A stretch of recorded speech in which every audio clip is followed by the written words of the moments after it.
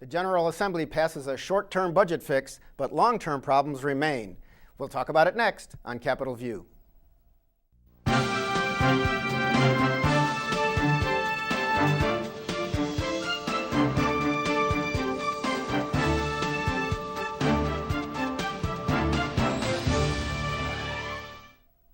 Welcome to Capitol View, the program where we talk about state issues, sometimes federal issues, and how they just might affect your life. I'm Bernie Schoenburg with the State Journal-Register. A couple of Springfield reporters with me today. I could say this seems like old home week because we all used to work at the Journal-Register, but they have both moved on. But anyway, Brian Mackey is back and is now with Illinois Public Radio and Illinois Issues Magazine. Welcome. Thank you for having me. And Bruce Rushton, reporter with Illinois Times in Springfield. Good to see you again. Good to see you. Okay, reunion guys.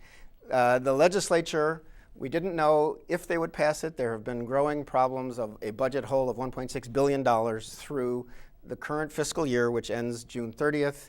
And just this week, the Senate finally came around with all 20 Republican members out of 59 voted for a $1.6 billion budget fix that will keep state government operating even with some cuts through the end of June. Brian, surprised, not surprised, or where does that leave us? I mean, I guess I'm not surprised. I think it's worth considering where this came from. This is because last year, the budget that was passed, they had a stark choice: either extend the tax increase, do what some people would call raising taxes, or cut programs. And they chose neither of those things and instead decided to pass a budget that both spent money we didn't have and had programs that we didn't have the money for. So it was no surprise to anyone that these programs started running out of money. There was a child care assistance program that helps low-income people get jobs. There was prison guard salaries were not being able to be funded. Court reporters were not being able to meet salary pretty soon here. Yeah, exactly. In Southern Illinois. And so this was a big hole to plug, and there were a lot of negotiations. It became, obviously the tax situation was a big issue in the last year's campaign. Governor Quinn wanted to extend the tax increase. Governor Rauner was adamant about not extending it, and his view prevailed with voters, apparently. So here we are with this big hole in the current budget. Bruce, what does this mean long term? You think the General Assembly and the governor now are going to just get along? Of course. Now, obviously, what happens with the new fiscal year, because that tax was not extended, the 5% personal income tax was down to 3.75 at the beginning of the year. You know, several $billion of a hole will still need to be cut from next year's budget. You know, different from what we've had this year. So where does that go? How are they going to reach these cuts? Well, we didn't get the showdown that everyone's kind of expected at some point. I mean, you know, Act 1, so to speak, is over with, and so we've got the hole plugged for the current fiscal year. Now we're on to the next fiscal year, and so the next big deadline, I guess, would be June 1st. And so I don't know that this means anything about what's going to happen with the negotiations over the next fiscal year. Rauner has been kind of, in some people's view, I think, kind of the school marm, for lack of a better word. I will not give any more money until you prove fiscal discipline, and I don't know that that's really selling real well. I think there's been some word leaking out that even Rauner's own advisors are starting to say, you know what, we're going to need some more money. That hasn't been publicly acknowledged yet, but I think as we get closer to the deadline, there might be some acknowledgement that the numbers just don't add up. You can't take the kind of money that's been taken out with the expiration of the income tax increase and not expect that it can't be replaced in some way, shape, or form with something. Well, it is true that Bruce Rauner, as he was campaigning, said we could extend a sales tax to some services that have not yet been taxed. So he was open to some ideas. Not only that, he even said that, you know, we might have to do a more gradual rollback of the income tax increase.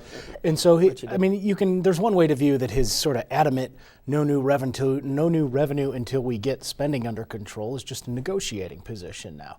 And I think there are people in the State House who are breathing somewhat of a sigh of relief. This did kind of come up until the last minute. The legislature's scheduled to be off for 2 weeks, spring break around Easter time, and so this was kind of like a big deadline. If they didn't meet this, you'd begin to have some of those payroll problems, not being able to pay prison guards, court reporters, and other things. So people were eager to see this kind of deadline met of this week, and I think they are breathing a sigh of relief, but it is such a small problem compared to what we're facing for the next budget year that begins July 1st. Right, in which they're supposed to, if they finish on time, they should finish their session by the end of May, which everybody thinks is unlikely. I'm not making any vacation plans. One thing that I find is interesting, haven't seen an outcry. I think the picture has been painted so badly of where Illinois is. In addition to sweeping like $1.3 billion from funds, including like 250 or 300 million, I think, from road funds, which contractors were upset about, saying we're going to need those eventually. But you're taking money from existing funds. That's one way they were able to patch the hole. There are dedicated funds that are built on fees or taxes, whatever, and the legislature have allowed those to be used to fill this gap. But there's also, in general state services, including education, a 2.25% cut. And that includes education, and Governor Rauner did run on the idea, I will not cut schools. There's also, I believe, $97 million of a pot of money here for the most needy school districts where these cuts will hurt the most, that they can patch along the way through the end of this fiscal year, through the end of June.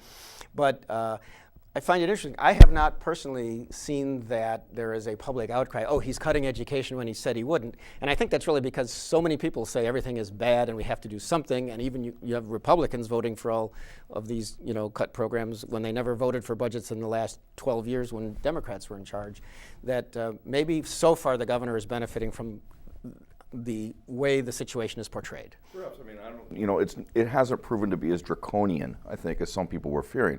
I mean, he's even given some money to a Historic Preservation Agency, which he has said that he wants to eliminate in the long term. And so, the sky didn't fall this time. And I think that some folks were fearing that it might. And so there is a sigh of relief here that the cuts, 2.25%, not good, but not 10% either. And so we're still, kind of waiting for the other foot to fall. I would kind of be surprised if over this 2-week break there's not some real, meetings of the minds or attempts at meetings of the minds behind closed doors. I would hope that Rauner and Madigan and Cullerton aren't just going to go on vacation. I hope that they actually get together and try to solve some stuff, or at least try to lay some issues to rest that they can. Whether they will or not, who knows? I mean, I agree with you, Brian. I'm not making any vacation plans, through Labor Day, but that's... We know those guys are always working, come on. Well, to some extent, I would imagine, particularly the governor, if there's a disaster or something, he could fly back from wherever he might be. Not on a state plane, though. Definitely not. Wouldn't want to do that. That would not be in line with his political statements about state spending. We'll see where it goes. One other thing that happened just this last week, very slowly the unemployment rate in Illinois has been inching down, and it inched down to 6%. Now, every time it inched down a little bit, when Democrat Pat Quinn was governor, you would get the Illinois Department of Employment Security director at the time saying how that shows positive change. Jeff Mays is now the director of Department of Employment Security under Governor Rauner. He's a former legislator, a real business guy, and kind of fiscal conservative. So he's always saying this just shows we could do better. And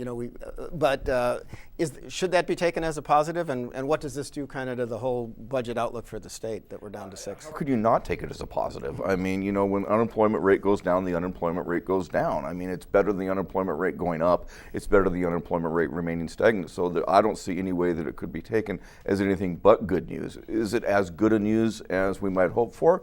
Well, of course not. You'd rather see that unemployment rate at 4% or 3%, but it has been inching downward. It's been inching downward for a while. The overall trend is the unemployment rate is going down, and so I don't know how you spin that if you're the governor, other than to say, well, it could be better. The other side, of course, is, well, it could be worse, and it has been worse. Well, the governor comes into office on this campaign of how terrible everything is in the state of Illinois. Businesses are leaving. Nobody can find work. People are leaving. It's his entire message. It's basically his reason for saying, I'm a business guy, put me in office, I can turn Illinois around, or have the turnaround agenda.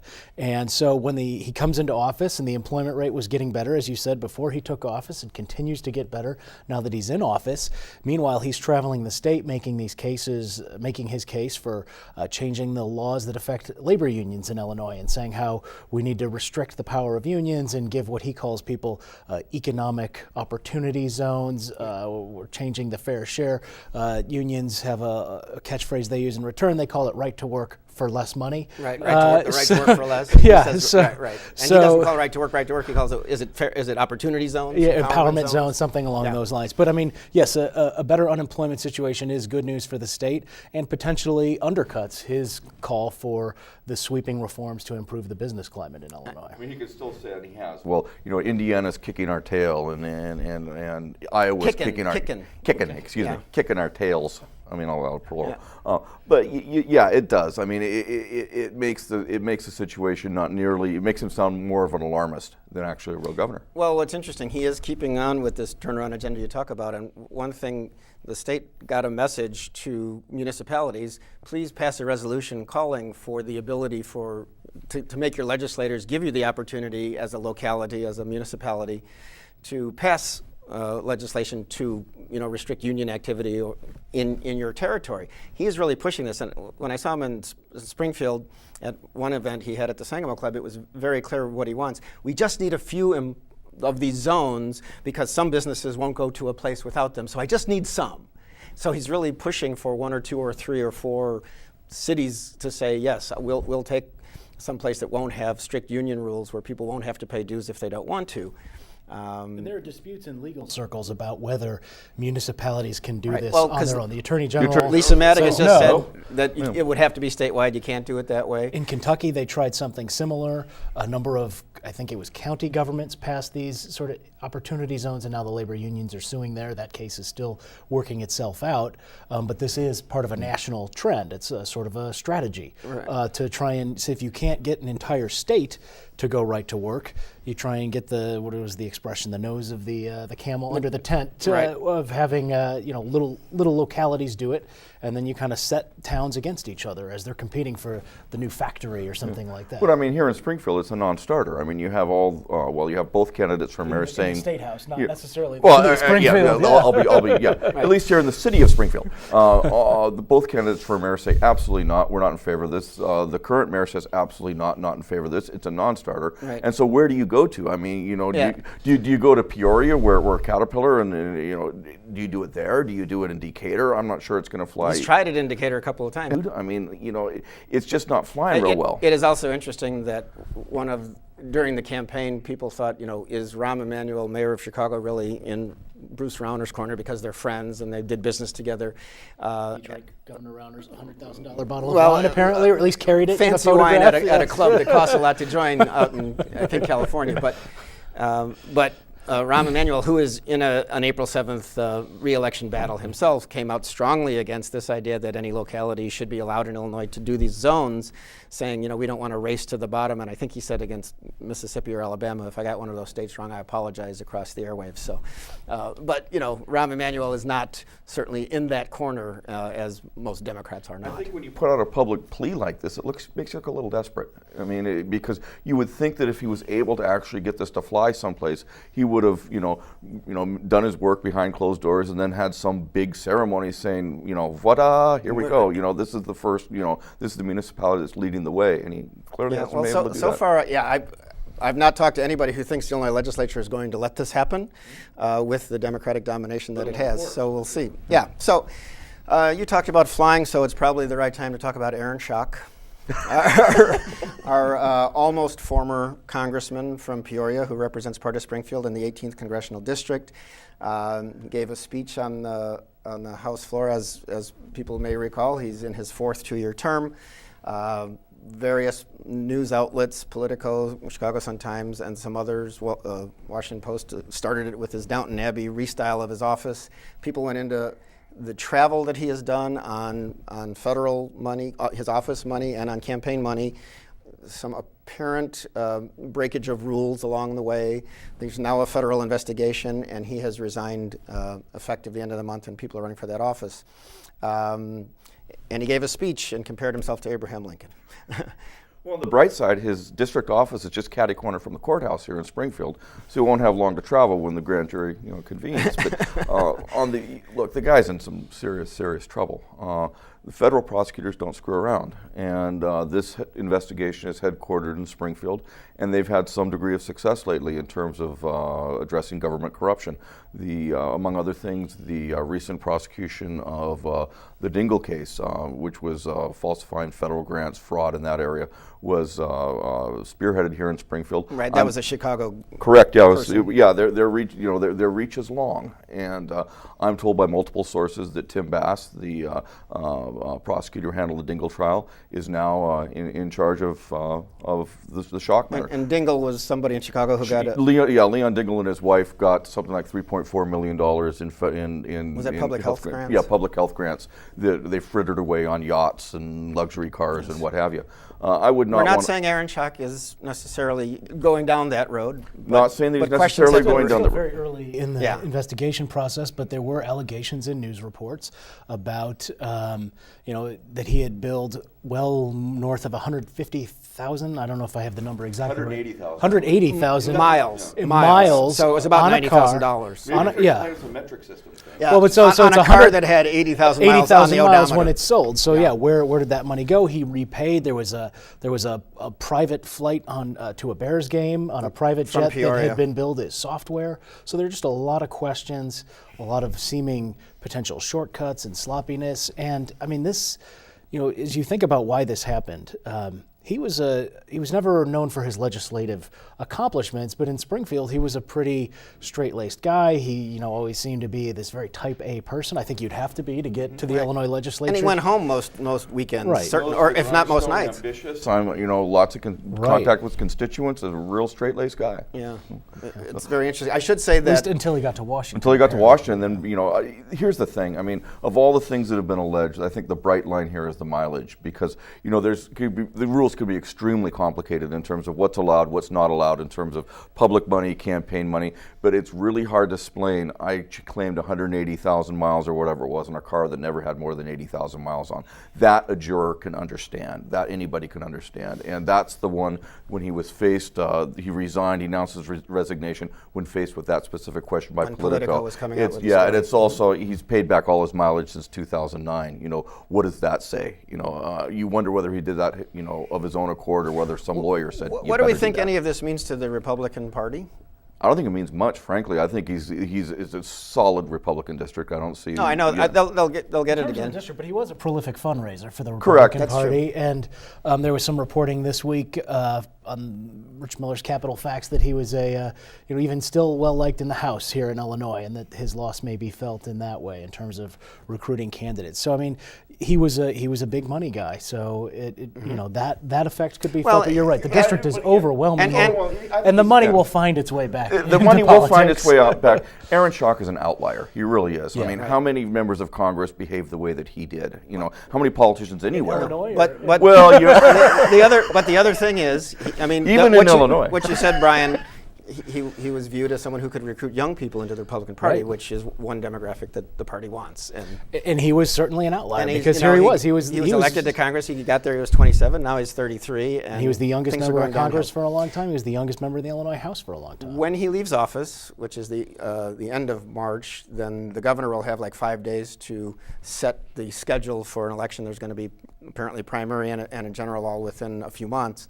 And the people we know that I'm aware of, Darren LaHood, state senator from near Peoria and son of Ray LaHood, former tradition of father-son congressional districts. Yeah, but I think Darren LaHood would say he's even more conservative than his dad, and he was former prosecutor. Which will play well in Peoria. Yeah, Jill Tracy is considering. She's a state representative from Quincy and ran for lieutenant governor. Former state representative. Former state representative. That's right.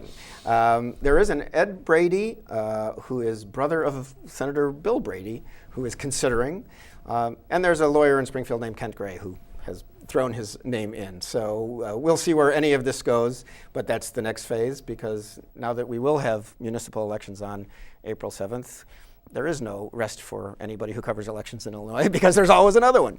Okay. Speaking of members of Congress who took a turn, Jesse Jackson Jr. another famous son of not only a famous Illinoisan, but of the state itself. And I remember in the 1994 Democratic Convention when he was young, I think he might have been running for Congress the first time, and he was clearly bright, articulate, kind of wowed the crowd meeting at the hotel in Chicago when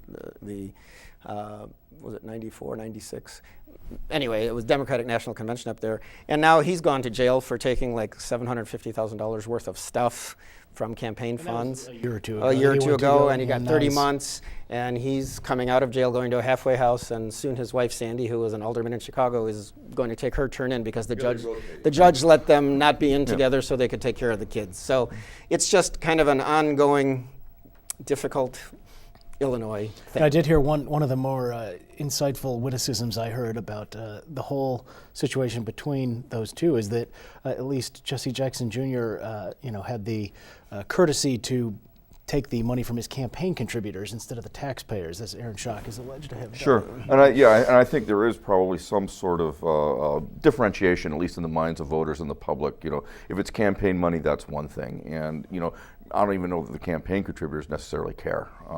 But public money is a different thing, and so Aaron Schock's alleged sins, and they are alleged at this point, are arguably much more serious than Jesse Jackson Jr.'s. I will say the last time I saw Aaron Schock, it was when Governor Rauner gave his budget address. Mr. Schock was on the floor of the House, and I went up to him because some stories had come out. I said, "Why are you chartering planes all the time?" And he gave me this strong reason. Well, I have one of the biggest districts geographically that there is, and I have to get around, and I don't like to play favorites, between which helped explain why they were waiting for him at one event I was in Springfield before that, where they said his helicopter was late, and it's like, he's coming from, why is he in a helicopter? And somebody else on his staff should have asked that question. But anyway, Brian, you saw the governor this week he's got like a criminal justice commission put together. Why don't you just say the goal of this group, which is interesting because you have Republicans and Democrats now kind of agree, we've got too many people in prison, so what are they going to do about it, and how long is it going to take? Yeah, and this is kind of a sea change to have the governor acknowledge this, because the Illinois prisons have been way over capacity for a long time. The official number is something around 48,000 people in the Illinois prisons. They were only designed to hold 34,000, but there are that's about 150% of the capacity. There are individual prisons that are literally at 200% of the capacity they were designed to house. And so what's happened in other states, notably California, is that they were sued, the state was sued, and now they're just having to sort of release inmates willy-nilly. And so what they're trying to do in Illinois is get ahead of that potential here. And you've seen red states, actually, conservative states, where Republicans are a little more insulated from that soft-on-crime political charge, have instituted changes in law. They've completely relooked at sentencing, and they've tried to take a more rational approach to say, are we really rehabilitating people? Illinois has a very high recidivism rate. A lot of those people are not even necessarily convicted of additional crimes like going to rob another store. It's technical violations, like they didn't have a place to live, or they didn't check in with their parole officer when they were supposed to, and then they get sent back to prison. So this is the goal of this group is to reduce the Illinois prison population by 25% over the next 10 years. And I really think there's been a softening of the view of drug laws, too. I mean, we have medical marijuana now in Illinois, and there's some move, although I don't think it's going to take hold very quickly, but you never know, to legalize or decriminalize. So I think your point is a good one. I think even Texas has reduced its prison population. And if you can reduce your prison population in Texas and maintain your office, that speaks volumes. This is, I think, to some degree, still a hangover from way back in the 1990s, a tough on crime, 3 strikes, you're out, bright line stuff, and suddenly these folks are, part of it's the aging. They're 60, 70, 80 years old, and what are you in for? Shoplifting? Come on. And so, I think that it's long overdue, and I think it's probably a promising. New York, for example, has softened its drug laws, realizing that this is stuff that was popular, in the Rockefeller days. I remember when Jim Thompson was governor, and he signed Class X legislation, which means 6 years mandatory for various crimes. Everybody wanted it, and they just wouldn't go backward on anything for a while. And there was prison sweepstakes because all the communities, there was one in southern Illinois, I think, had even the mayor did a rap song. That actually came out today. Over the course of about, I think it was 10 or 15 years, Illinois built 12 prisons, I think, 10,000 beds. And this Class X, exactly what you're talking about. A lot of people who, under our old system in the 1970s, might have had 10 to 20 years, and then maybe they'd gotten parole at some point. Now we had this Class X system put in late 70s, early 80s. Those people are getting 20, 30-year sentences, and now they're at the point where they would have been released, and they're just staying in. And so in order to get at this, it's going to have to go beyond the low-level drug offenders. There are not, even though it's a popular talking point, there are not that many people in the Illinois Department of Corrections for marijuana. Anymore? Yeah. No. There still are. I mean, I get letters from a guy named Jason Spires. I mean, there are some, but it's not, you're not going to solve the big problem. They say you have to go beyond the nons, which they mean non-violent, non-sex offenders. And that's going to be tough. Politically dangerous. Well, it's politically different because, you know, people released who have any violent crime, that's always used against people against will politicians. But I mean, my sense of this, and my sense is that folks don't care as much. Everybody cares about crime. I mean, of course, but you get to the property crimes, for example. And everybody, I think, generally agrees that folks who are violent need to be behind bars more so than somebody that stole something. And so you look at the prison population, and it's hard to believe that we can't do the same thing in Illinois that other states have been doing. I mean, they have been reducing their prison populations without a corresponding increase in crime. And so I think it's time for us to start following the national trend. Sounds good. We only have about a half a minute left, but Bruce, you know bobcats because you did a good story on bobcat hunting, and it looks like legislation that Governor Quinn vetoed is resurrected, and it looks like we're going to have bobcat hunting season in Illinois, which the Department of Natural Resources people say is necessary to control the population, and activists say is a bad thing. If I was a bobcat, I'd be worried.